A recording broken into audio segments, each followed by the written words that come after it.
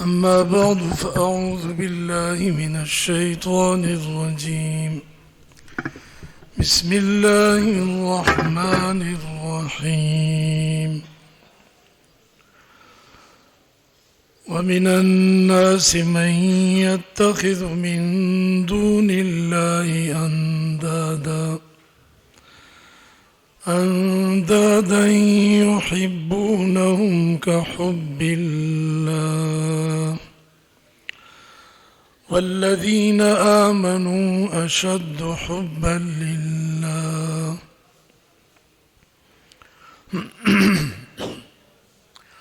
وقال النبي صلى الله عليه وسلم: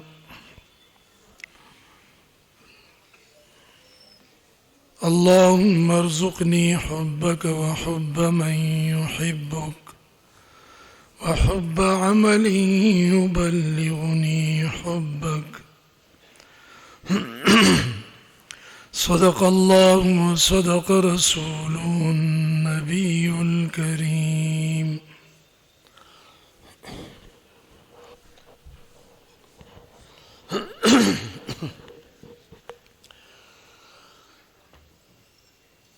الله جل جلاله أما نواله صفاتوں کی اسماء حسنہ کی یو اسم مبارک اور یو صفت ودود دے. دا ودود معنی دا محبت کا ان کی، یعنی اللہ جل شانہ خپل مخلوق سرا محبت فرمائی. ندی صفت ودود تجلی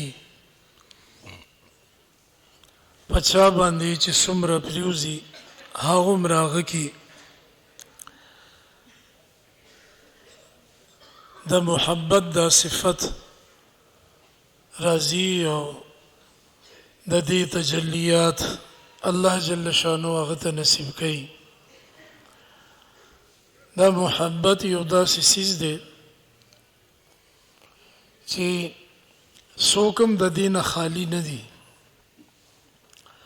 هر مخلوق کې څه نه څه کیفیت او حصہ د محبت موجود ده. انسانانو کې خوشته شته، دین علاوه حیواناتو کې هم دا شته، فرشتو کې هم شته، جنات هغې کې، هغې نه مخکې نباتات بوټي ونې په دې کې هم شته، بلکې د دې نه مخکې په جماداتو کې هم شته دی دا شعور او میلان. الله جل شانه انسان ته شعور او عقل او ادراک د نور مخلوقاتو په نسبت زیات ورکړی دی. نو په دې کې دا ماده هم زیاته ده او د انسان د محبت دایره د نورو نه زیاته وسیع ده. د محبت خپل مور او پلار سره وي، رونو خويندو سره وي، خپلوانو سره وي، دوستانو عزیزانو سره وي. بیا دغه انسان چې کوم ځای کې پاتې کیږي هغه علاقه هغه ځای هغې سره هم فطرتاً محبت پیدا شي. کوم ځای کې چې انسان سبق وي، تربیت کیږي، هغه مدرسه هغه خانقاه هغې سره محبت پیدا شي، درو دیوار سره هغه ځای سره. نو د انسان د محبت صورتونه او شکلونه او د دې قسمونه د نورو مخلوقاتو د محبت نه زیات دي. امتحان دا دی چې انسان سره دومره ډیر نسبتونه دي، محبتونه دي، په دې کې د چا محبت ته زیاته ترجیح ورکړي، چا طرف ته د زړه مایل دی زړه کې څوک ته سدي الله جل شانه په دې باندې نظر ساتي. شکلونو ته بدنونو ته هغه نه ګوري بلکې زړونو ته ګوري. د زړه نیت، د زړه جذبه، د زړه احساسات، د زړه میلان هغه چا طرف ته دی او الله ډیر غیرتی دی. نبی علیہ السلام فرمای ټولو نه زیات غیرتی الله دی او د الله نه پس زه غیرتی ما. ځکه الله پاک فحشا، بے حیايي او ګناهونه منکرات دای حرام کړی دي چې هغه د انسان د غیرت نم خلاف دي. کدا حرام نه وي نو هم یو غیرتی انسان دی نه بچ کېدو. زغه وجه دا چې حضرت ابوبکر رضی الله عنه، حضرت عمر رضی الله عنه، حضرت عثمان رضی الله عنه، حضرت علی رضی الله عنه دور جاهلیت کې د اسلام نه مخکم د بے حیايي کارونه نه دي کړی.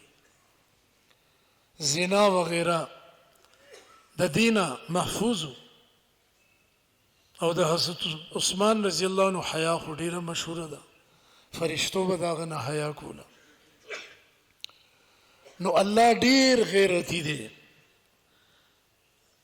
ځکه هغه غیرت خوښي، حیا خوښي. حیا د ایمان یو حصہ ده. هغه یو کیفیت دی چې انسان په تنهایی کې د ګناه او د ناشایسته چې د اخلاق نه غورځېدلې خبرې او کار وي هغې نه انسان را منې کوي. د دې چې څومره حفاظت وشي د ورکوټوالي نه دومره هغه ټول عمر په انسان کې دا کیفیت او صفت باقي. او که د دې حفاظت ونه شي نو بیا انسان کمزور شي.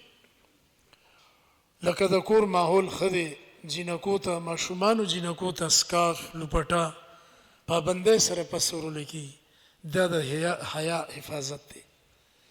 بهر ته بربند سر نه پرېږدي کور کې. دا د حیا طریقې دي. ادب ورته ښیي چې د مشر په مخ کې به شور نه کوي، په چغه به خبره نه کوي، هغه ته به برند ګوري نه. نو دا ټول اسلامی آداب دي او د حیا د تحفظ طریقې دي. نو الله جل شانه ډیر غیرتی دی. داغه په عبادت کې، داغه په عقیدت او په عقیده کې چې څوک لګم ملاوت وکي نو بس هغه وي د عقیده دې سنباله که د عبادت دې میوسه زمانه دې پکار. انا اغنى الشرکاء یعنی الشرک. د ټولو شریکانو نه زه زیات مستغنیمه بې پروایم. ما ته د داسې عبادت او د داسې عقیدې ضرورت نشته چې په هغې کې ملاوټ. الله تعالی هم حاجت روا دی، فلانیم دی. الله هم مشکل کشا دی، فلانیم دی. الله هم عالم الغیب دی، فلانیم دی. الله هم قدرت لري او فلانے بندم قادر دے. بندہ قادر کا بھی قادر ہے. عبد القادر جیلانی. بعض خلق دا سی خبری کئی. اللہ وینا زما په ذات او په صفاتو کې به څوک نه شریکي. الله ته ډیر غیرت ورزي. تکبر د الله یو صفت دی، المتکبر المتعال. لوی کوونکې او بلند او چت ذات د الله دی. اوس که یو انسان تکبر کوي نو الله ته دا ډیر ناخوښه دی. په متکبر باندې د جنت خوشبوئی حرامه ده. یو متکبر د بنی اسرائیلو حدیث شریف کی راځي الله پاک اونیو تکبر سره روانو. زمکه ته حکم وکړو چې دیو نیسه. زمکه او چودا اپ کې خخ شو او هغه کې هغه روان دی ډوبېږي تر قیامت پورې به پکې رواني.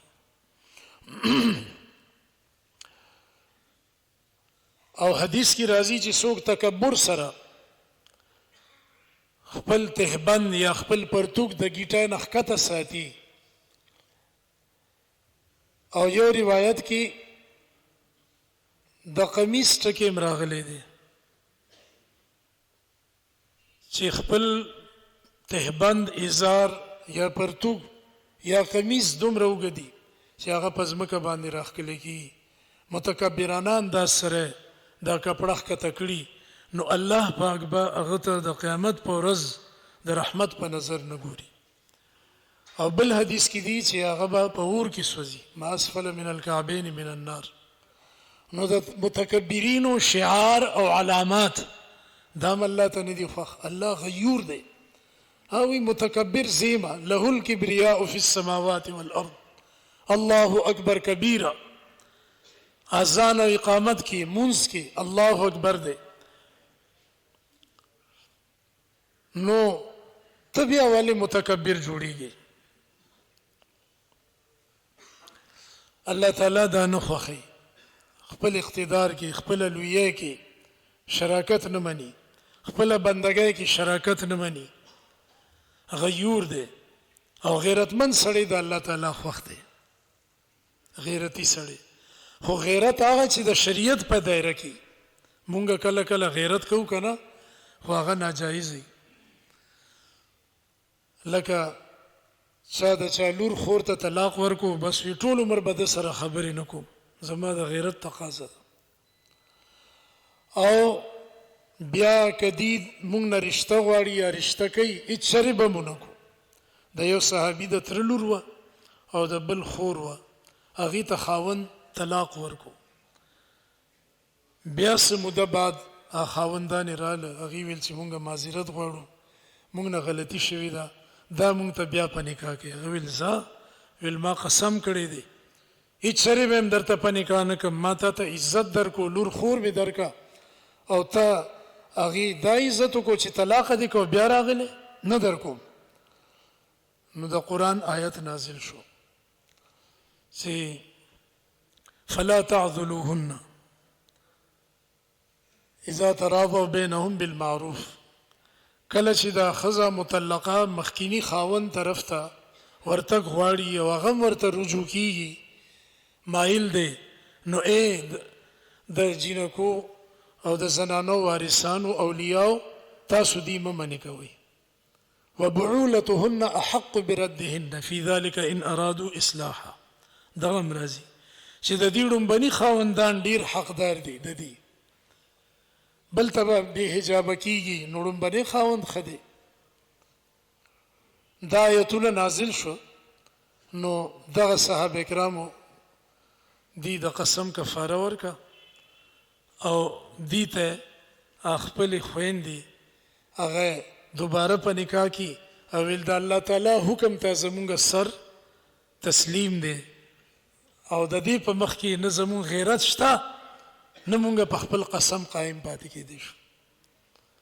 دا غیرت شرعي دایره کې دی، اسلامي دایره کې.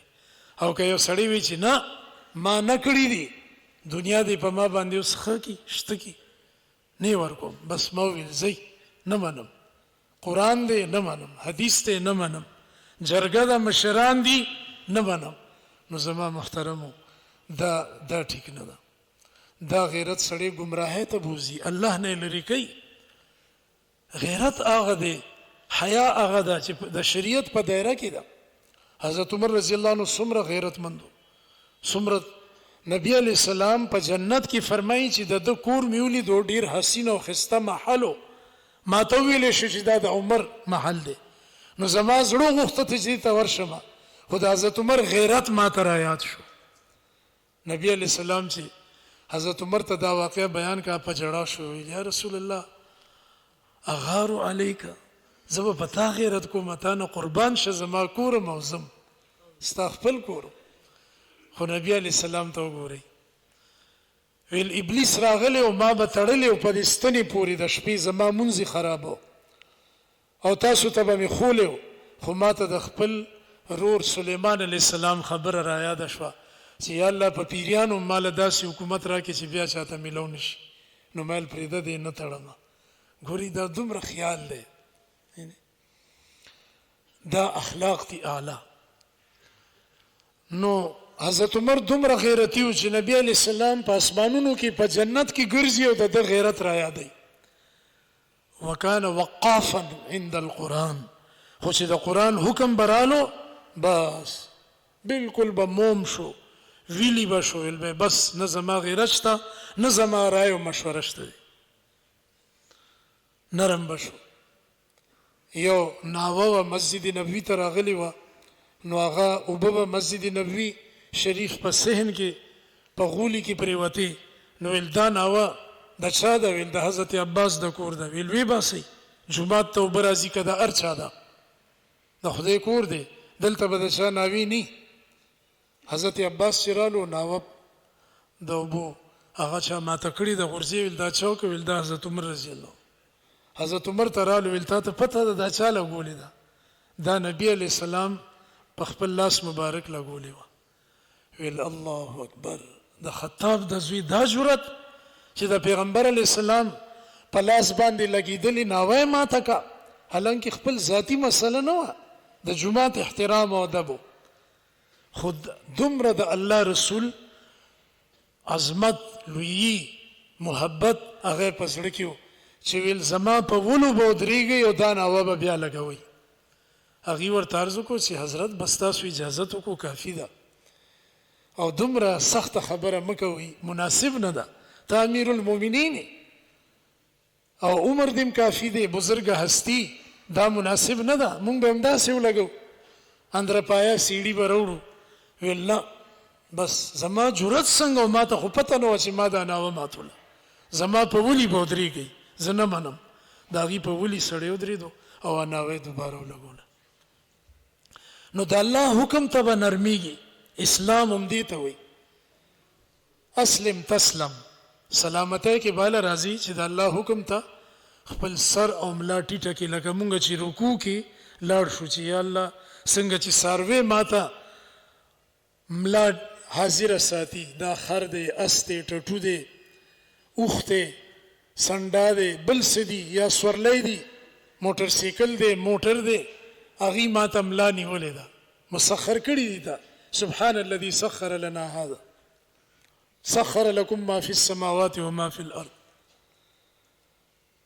نو زه تا ته تسخیر کېږم یا الله زما په دې سټو په ملا چې ته کوم حکم راچې او ستا څه حکم یې په سر سترګو زه هغه قبلوم او هغه منم، زما به هېڅ نه چلېږي. لا اله الا الله، ټول جذبات ختم، یو د الله به منم، محمد رسول الله صلی الله علیه وسلم د نبی علیہ السلام په طریقه به منم. نو الله غیرتی دی. بعضی مفسرین لیکي چې یعقوب علیہ السلام د شپې مونځ کولو، تهجد یا قیام اللیل کیو، نو یوسف علیہ السلام ورسره هلته نږدې وده.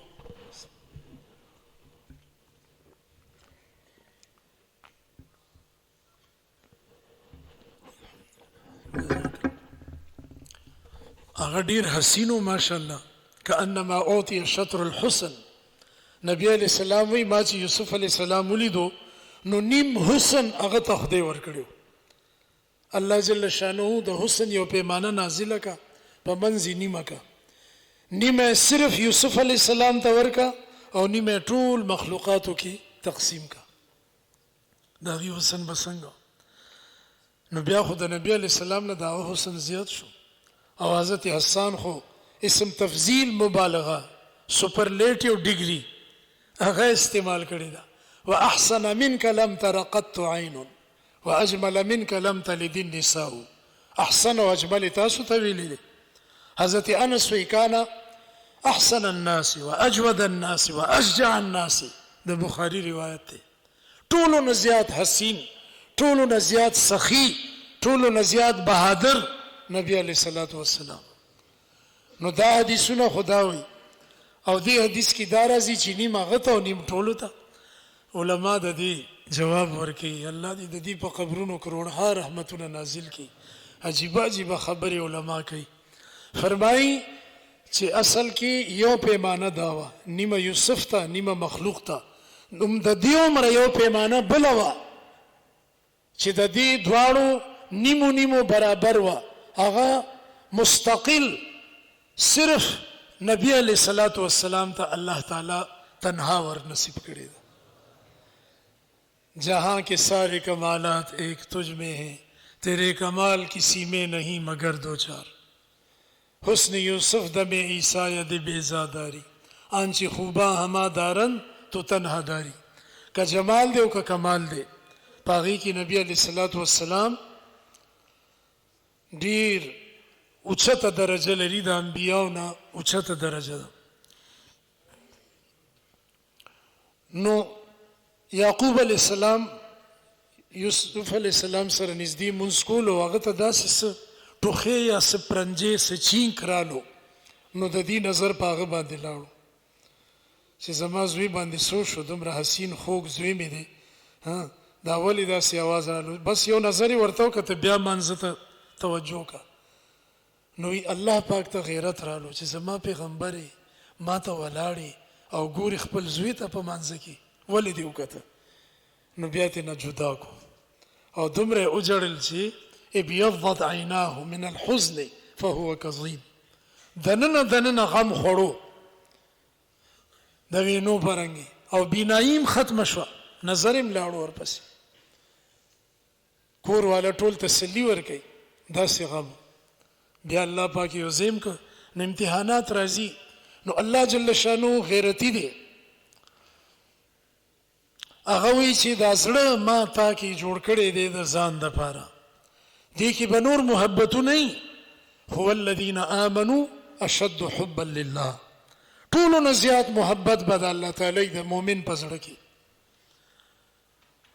سیده عائشہ رضی الله عنها وی نبی علیہ السلام به موږ سره خبرې کولې، مشغول به کور کې بیبیانو سره، خو چې د اذان आवाज به په غوږ کې پریوت الله اکبر، بیا به بالکل اجنبي شو، لکه چې مونږ اړو پیژنې نه دنیا کې وو. خو چې کله اسرائیل علیہ السلام رالو چې تاسو تلو غواړئ الله ته غواړم الله کنه پاتې کیږي، هر پیغمبر ته اختیاري ملک الموت ته اجازه تلی.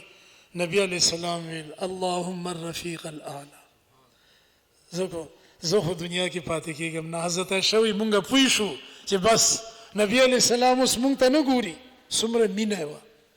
کوم ځای باندې به چې حضرت عائشہ خوله کېښوه او به به اوس کلم پاک قضې به نبی علیہ السلام خوله کېښوه، حمیرا به ورته ویله د محبت نه،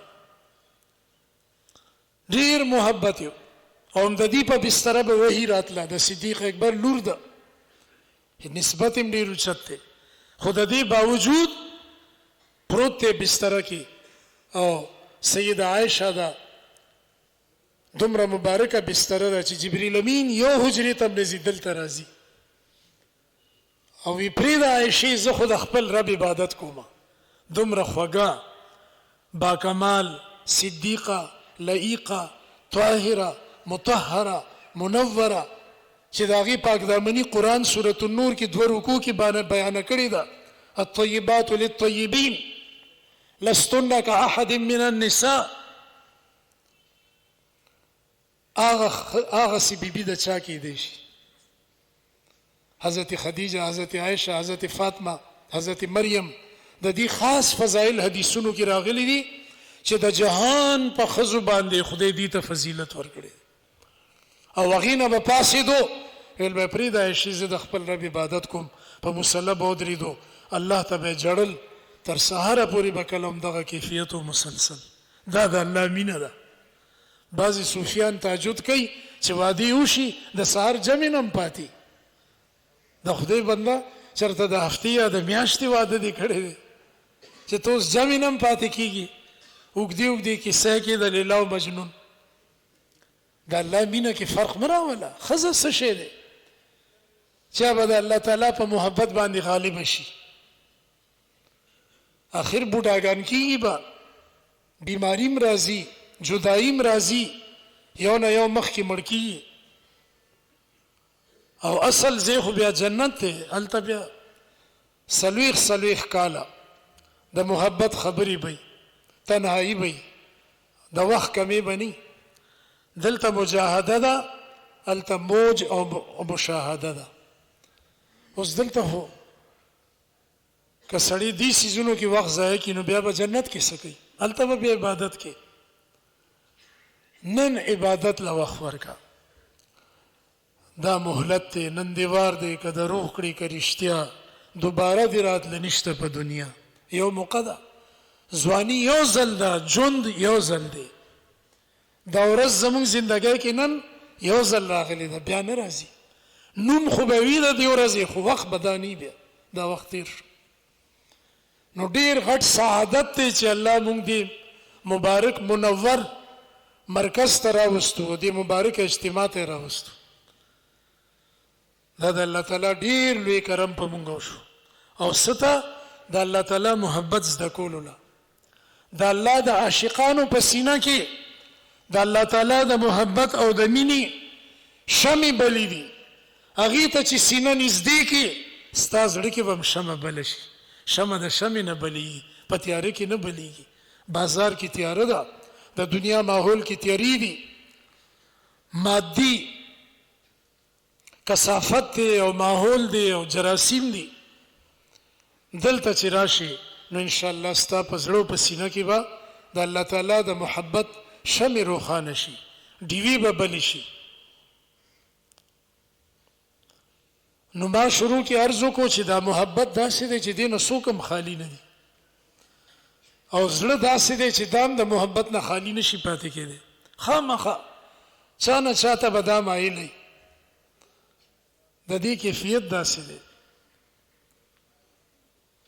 او د انسان زړه دې کې هغه وسعت دی چې افلاکو کې هغه وسعت نشته دی په اسمانونو کې او دې کې هغه جاذبیت دی چې د دنیا یو څیز کې نشته دی او دې کې هغه استعداد الله یې ښی دی چې په بل زړه کې دا نشته د میخې او د غوا زړه د انسان نه څو کرته غټي ډېر غټي او د انسان زړه وړوکی دی داسې تقریبا د چیلي بکري عمره خوشه خو دې کې الله پاک د خپل تجلی عکس اغستو استعداد یې ښی دی او چې څومره د زړه صفایي امر پکې د الله تعالی د محبت تجلی راځي ته دوه شیشې والا آینې او بهر نور کې ودرېږه دواړه نور ته مخامخ کا یو شیشه خرابه ده زنګینه ده او یو شیشه بالکل صفا او ښایسته ده هغې کې صفا ښکاري نو صفا شیشه کې به د نور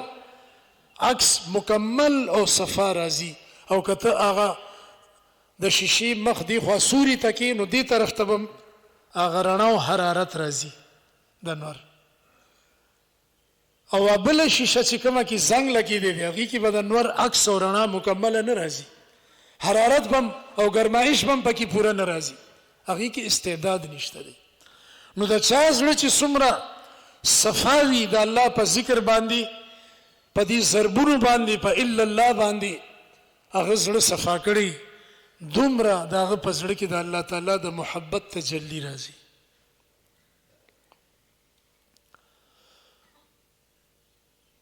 مولانا جلال الدین رومی رحمت الله علیه یو واقعه لیکلی ده چې د روم او د چین خلکو ویل چې مونږ خپلو کې صنعت مقابله کوو چې څوک ښایسته بوټي او ګلکاري کوي نو بادشاه ولا یو غټ حال ورکو یو طرف ته چینیانو بل طرف ته رومیانو رومیان هوښیارو هغې له چل نه ورتلو چینیانو له ورتلو هغې دیوال باندې ریګمال وهل شروع کړ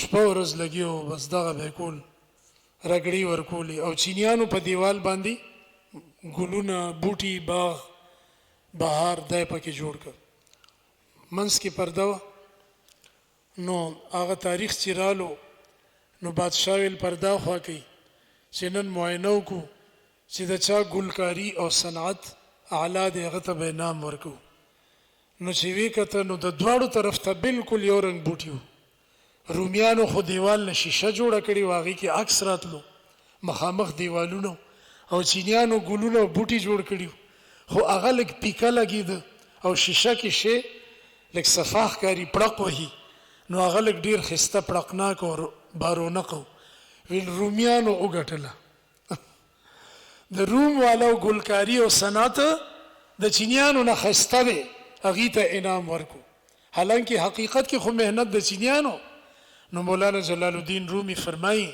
چې ته د رومیانو د دیوال په رنګ دې زړه له رګړه ورکا او وی مانجا او وی مګه په ذکر الله سره دینی ماحول سره چې دا صفا شي او دې کې د الله تعالی تجلی راشي او محبت راشي نو زړه کې به د یو نه یو محبتي تاسو به حیران شئ ما داسې کسان لیدلي تاسو به هم لیدلي چا پیشو غېږ کې نیولي چا توتی نیولي، چا مړز، څوک سپی ګرځي.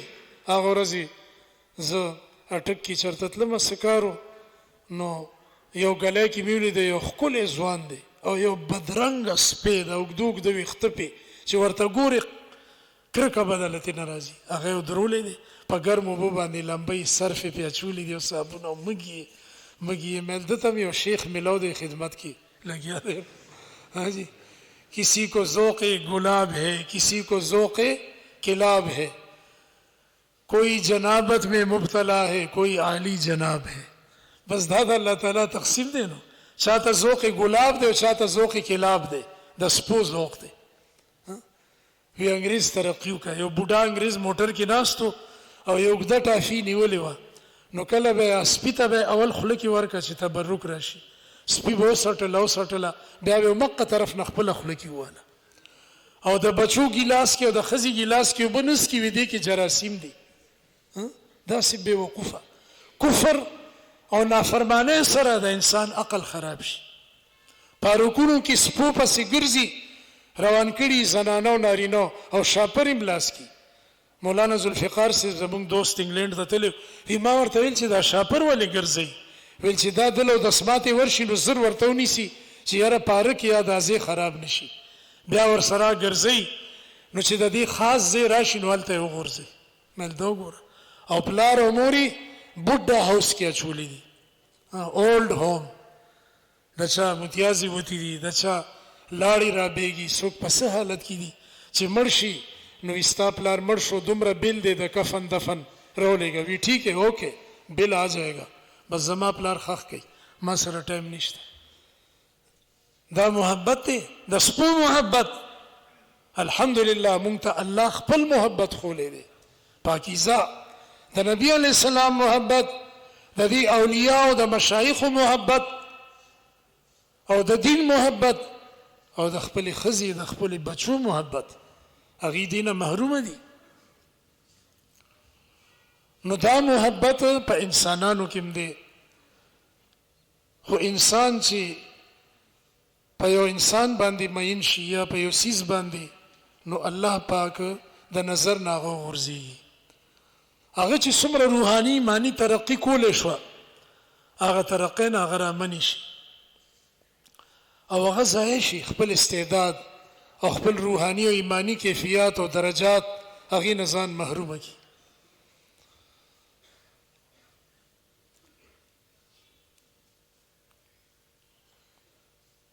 ګورئ دا مارغان دي، په دې کې محبتي هر جنس خپل جنس ته مایله کېږي. کونه د هم جنس با هم جنس پرواز مشهوره ده، په دې کې محبت دی. خپلو بچو سره محبت کوي. چرګې ته وګوره، پیشو ته وګوره، چارپایان، غوا میخه خپل بچی سټي نږدې کوي، پی ورکوي. چرګه بچی د خپل وزرو لاندې کې، دا ټول محبت دی. الله پاک هر څیز کې یې خیر. ما وی مخکې ویلې چې په حیواناتو کې هم د محبت ماده شته، بلکې بعضې حیوانات داسې دي چې ته وساتې، چا ګډ ګډورې ساتلی، چیلې ساتلی، چې ورته لرې نه آواز وکړي ورپسې ځي که نه، مالک مخکې دی ورپسې. سپی ساتلی او ورپسې د هغه په اشاره باندې ځي راځي. دې کې محبت شته دی او پہچان هم پکې شته دی. لس سړي دي ولاړي او چې د چا سپی وي یا ګډ وي سې ساتلی، دې ورته آواز وکړي ابو مغله ورځي، خپل مالک پیژني. دې ته انسان د پاره دې کې عبرت دی چې تم خپل مالک وپېژنه. او حي علی الصلاح حي علی الفلاح چې الله ته دې رابلي یا داسې دیني اجتماعاتو ته دې رابلي، ستا نفع او خیر دی په دې کې، هغې ته ورځه. د الله تعالی طرف ته لابرونکي ته، داعي ته لبیک وایه، قبله د هغه دعوت. ففروا الى الله، الله طرف ته راځي. داسې د سورج مکي، دا د نور ګل، دې ته وګورئ، سهار نور دې طرف ته هغه دې طرف ته مخ کړي، بیا چې نور تاویږي دیم تاویږي، او چې نور مغرب ته شي دیم ورپسې خپل مخ ته وکړي. ګوره د کې دا شعور دی، دی په نور عاشق دی، خو په فاني سیز باندې عاشق دی. نور ډوب شو دی هم داسې پاتې شو، نور نه ښکاري وریځ ده دی هم داسې پاتې شو.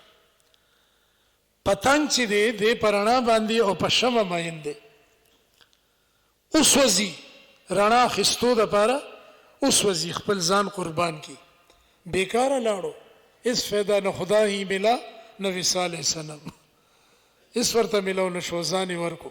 دا د سزا ده چې ته په غیر الله باندې ماینې نو تا ته به اسم نه ملاویږي، اوسې به ضایع شي، ایره به شي، ځان دې ایره کو. دغسې یو مارغه دی چې هغه د 14مې سپوږمۍ باندې ډېر مین دی، چکور د دې تنزري په رنګ داسې وي، هغه په دې شپه کې چغې وایي او بره ځي چې زه سپوږمۍ ته ورسمه او د دې دا رڼا ما ته حاصله شي، خو هلته چېرته رسېدی شي، سینه یې اوچوي او مړ شي راپروزي. مهې په اوبو باندې عاشق دی، هغې نه بغیر چې راوې باسي بس تړقېږي او ژوندی نشي پاتې کېدی. نو الله پاک د هغه په بدن کې بدبو پیدا کو، په اوبو کې هر څیز نه بوی ځي، وینځلی کېږي پې باندې، او ده کې بوی دی چې ته په زه دې پرېښوم په اوبو مینې نو زه ستا په بدن کې بوی دی. اوسپنه په مقناطیس باندې مینه ده، الله پاک د هغې رنګ تور کو، او اوسپنه به دوزخ کې وي، زنځیرونه به یې د اور به وي، او زنځیرونو کې به دوزخیان تړلی کېږي او تور لباس به وي، او د دوزخ اور 1000 کاله وسوځېدو سور شو، ترمذي روایت دی. 1000 کاله چې نور سوځېدو بلیدو سپین شو، 1000 کاله چې نور وسوځېدو نو تور شو، او اوس همغسې تور دی. هلته به ظلمتونه وي، تیارې به او کفر هم تیاره ده.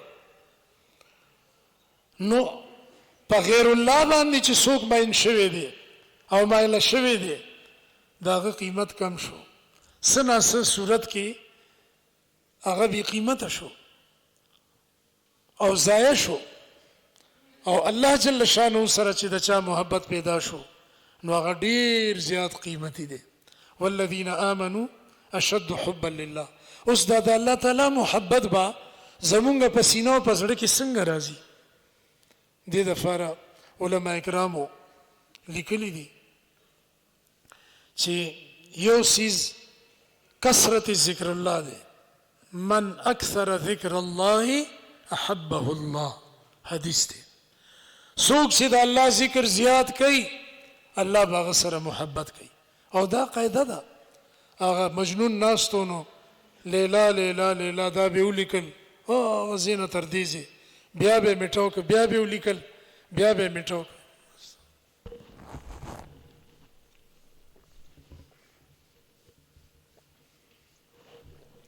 چا ورته ویل لکه دا څه کې ویل لیکي او بیا یې میټاوي او ورانوي، دې نه څه مطلب دی؟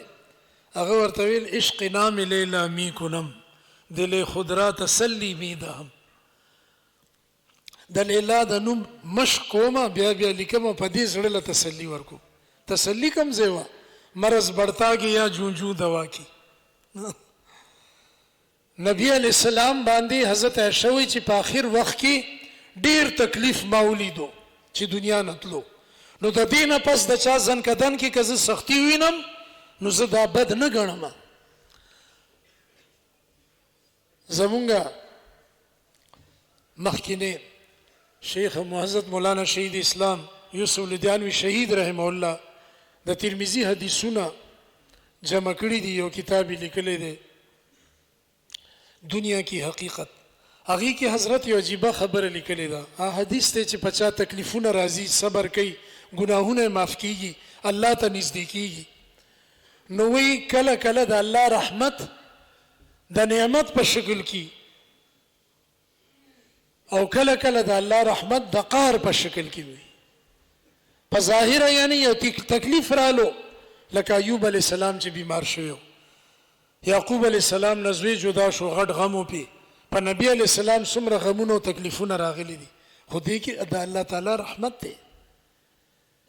حقیقت کې قهر راغی چې هغه په کافرانو باندې او په نافرمانو باندې په باغی باندې هغه توبه نه کوي، په تکلیف کې الله ته نه متوجه کیږي، خپل ګناهونه نه یادوي نو دا د لپاره عذاب دی او په دې کې د بدن تم تکلیفي او د زړه بېچین او پریشانی د نبی علیه الصلاۃ والسلام زړه ته تکلیف نو بدن باندې یوعک کما یوعک رجلان د دوه تنانو برنګ تیزه ته بچي دومره نبی علیه السلام ته تکلیف او تبوا د پاسه په چې کوم صادرو اغم ګرم او صحابي او غي سره زما لاس ګرم شو دومره تیزه ګرم او تبوا خو زړه مبارک ته بالکل څنګه چې په خوب کې به بیدارو دغه سی په دې تکلیفات بدنیه کې د نبی علیه السلام زړه بالکل مطمئن الله سره راز و نیاز کې لګي او هغه وخت او تعلق دا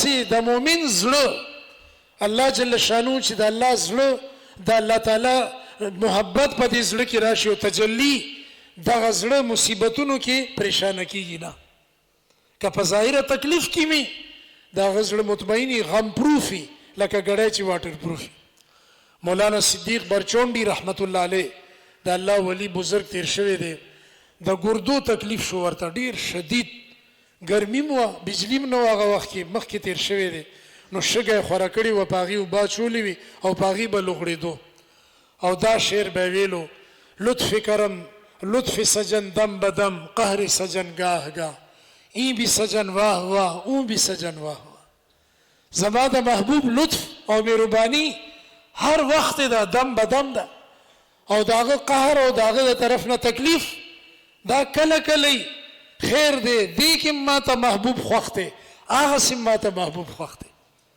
از محبت تلخ شیری شود د محبت توزی تکلیفونه او ترخی خبرې هم د محبوب د طرفه چې راځي هغه خواږه لګي ضرب الحبیب مثل الزبیب یہ محبوب کما یو سپیړه مو وی دا د میوه پرنګ خوګ دی وی دا غوهلم ما ته خواږه لګي نو د الله د پاره چې ته وهلو خوري د الله د پاره ته آرام قربان کی تکلیف وچت کی بدن دې ستړي شو ملا دې درد کوي خپې دې درد کوي او د الله د پاره ته ناشتي تکلیف تیرې یخنی تیرې برداشت کې نو الله تعالی خو ویني کنه یوسف علی السلام ته یو سړی د قحط په زمانہ کې رالو غلای ولا ورکا ویل دا خو ډیره لګه غلا ده ما ته ډیره پکار ده او تاسو نه پیژندم چې زه سوکې ما ویل ته سوکې ویل زه هغه ما وشهد شاهد من اهلها ان كان قميصه قد من قبل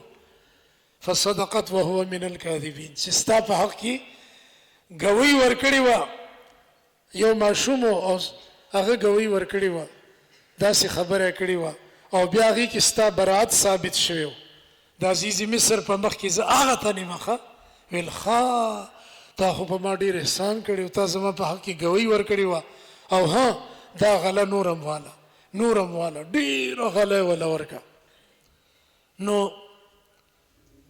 الله تعالی په وحی نازل کړه چې ای یوسف د ستا په حق کې یو ځل گواهی ورکړی و تا په دومره احسان کو دومره شکریا او خوشاله شوي ما د پاره چې څوک گواهی ورکړي تکلیف وچتای او ما خوشالي او اشهد ان لا اله الا الله وی نو تا ته څه اندازه ده چې زه څومره خوشالېږم او دله به زه د خپلو خزانونه څومره رحمتونه ورکوم او برکتونه نو زما محترمو دنیا کې هیڅوک زمون قدر نشي کولی الله ډیر قدردان دی دا د جنت بیانات چې راځي دي حدیثونو کې الله اکبر انسان حیران شي چې څومره الله عزت او اوچت مقامات رزق کریم مقام کریم جعلنی من المکرمین دا عزتونه الله پاکي خېدي د بنديانو لپاره شرط دا دی چې موږ د الله محبت د مخلوق په محبت باندې او د خپل نفس او د خواهشاتو په مینه باندې او په رغبت باندې غالب وساتو او دا زده کو دې د پاره یو د الله تعالی ذکر زیات کوي دویم د اولیاء صحبت به اختیاروي د الله د عاشقانو ځکه چې نبی علیہ السلام دعا کې وایي اللهم ارزقني حبك وحب من يحبك دا خلق مینه مم نصیب کې چې ستا عاشقان دي وحب عمل يبلغني حبك او دا اعمال محبت او رغبت امراکی چې ستا د محبت وسیله او ذریعہ جوړي هغه کوم اعمال دي هغه مسنون اعمال دي قل ان کنتم تحبون الله فاتبعوني يحببكم الله. د پیغمبر اتباع کا د الله تعالی محبوب بجوړ شي. الله تعالی دې ماته تاسو ته ټول حضراتو ته خپل محبت او مینه نصیب کی، د عمل کولو توفیق دی راکړي. آمین واخر دعوانا.